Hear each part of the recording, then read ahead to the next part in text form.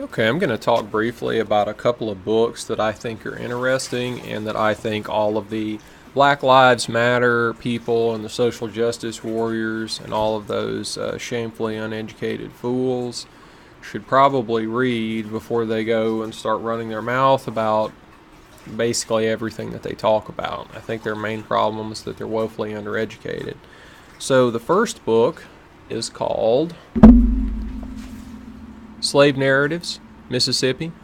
This is a book that's printed from a bunch of interviews that were done in 1936, 37, and 38 by the Library of Congress, National Archives, whoever. I think it was part of the Great Depression. So they sent a bunch of young white people out into the world and they went and found all of the former slaves who were still alive living in all the former slave states. They interviewed them. They got about 2,000 people, and all this stuff is for free, available online in PDF form. Or, like I did, you can buy a copy. So, this is just one state, and it's only a selection of one state. So, this is like the highlights. This is really interesting to read. It's actually, so what it is, it's former slaves telling you what slavery was like. And, you can't really get that anywhere else other than this. You get a historian giving you an interpretation. So, I'd recommend to read this. I'm not really going to tell you what's inside of it because I want you to be surprised. If you actually go and read it, you will be surprised.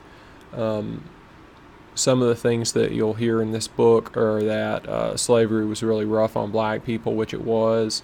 And then other stuff you're going to hear in this book is things like a lot of slaves loved their masters.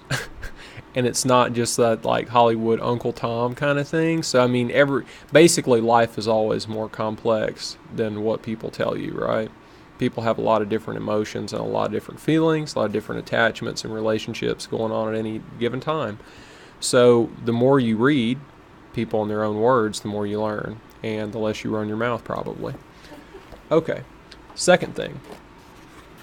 This book by Gutman is called The Black Family in Slavery and Freedom, 1750 to 1925.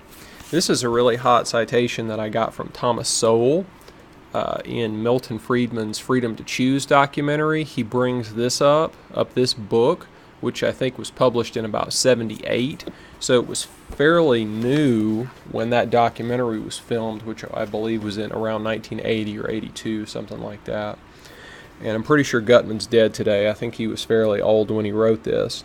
But this book looks at the black family all the way from being enslaved and brought to America up to 1925. And I had seen some arguments before. One of them was even, I think, in a news story. It was about were slave families broken up? Were black slave families broken up? Were they sold apart? Right? So that's one claim. Another claim is that most slave families were two-parent households. Okay, so most slave children were born to a married couple. Let's put it like that. They didn't necessarily live in the same place, but they were married. It was a monogamous relationship. So people argue back and forth about those. Well, what Gutman's going to tell you in this book is that both things were true. And the way that he does it is he's got a lot of records of individual families, and he goes through the genealogy and does a lot of studies of this kind of particular stuff about who was born to who and et cetera, who took whose name and all this kind of stuff. So he's going to tell you that most slaves who lived, who didn't die young, were married 2 or 3 times. They were married once, they had some kids, and then somebody was sold away to a different area, and then when they reached the new area, they were married again.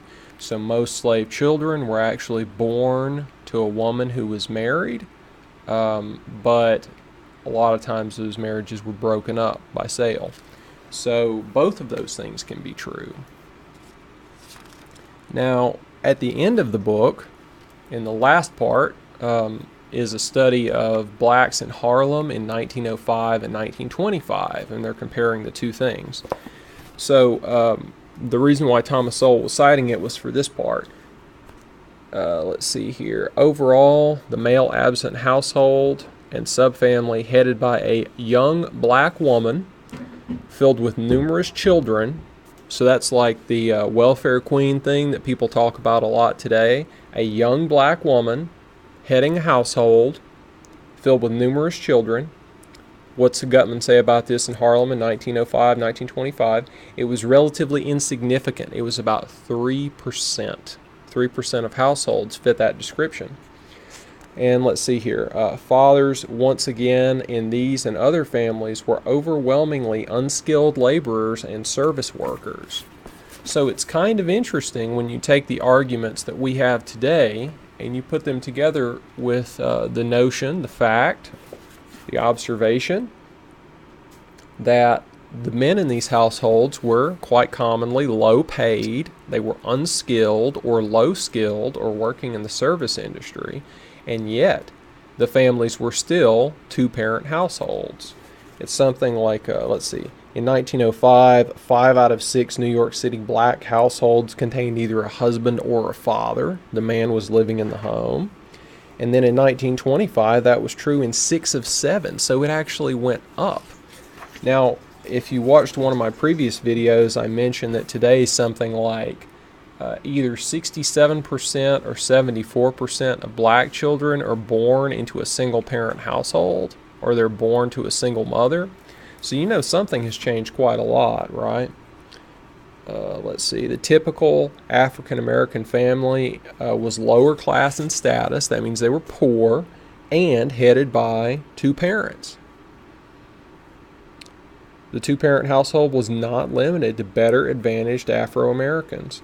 So people who claim that poverty leads to certain outcomes, like crime, like single parent, welfare queenism, all this kind of stuff, you can do your own research based on what smart people like Thomas Sowell are telling you about. You can go read the damn book yourself, and you can find out that a lot of these arguments that people are using have basically already been debunked.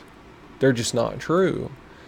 So then we have to kind of figure out what to do next. If poverty didn't cause all of these bad outcomes in 1905 or 1925, can it be causing them today? If so, why? And if not, why? Keep in mind too, right, that the other thing that was going on in 1905 and 1925, oh, by the way, those family relationships like we were talking about, it's the same in the North and the South, right? The families were intact in the North in New York City, and they were intact in the South too. So the fact that they were intact in both places is also interesting, because the Jim Crow South is supposed to be a really strong explanatory variable. It's supposed to create a lot of historical outcomes. So if the families are intact both in New York City and in Jim Crow, that's kind of weird, right? But then today, of course, we have black families that are not intact in the North and not intact in the South. And Jim Crow only existed in one of those places. So anyhow, basically, you just start digging into this stuff for yourself, and it basically explodes every mainstream democratic leftist theory about why we get these bad outcomes. Okay, so this is my sales pitch for these two books. Read this one for your good primary document, and read this one for a history that, I mean, this guy is a leftist, okay, Gutman. I mean, I wouldn't be surprised to find out that Gutman was a communist, all right? That doesn't mean that he's not right about this material. He is right, at least I think so. But anyhow, I hope you learned something. If you have any comments, please let me know. I appreciate you for sticking with me. Thank you for your time.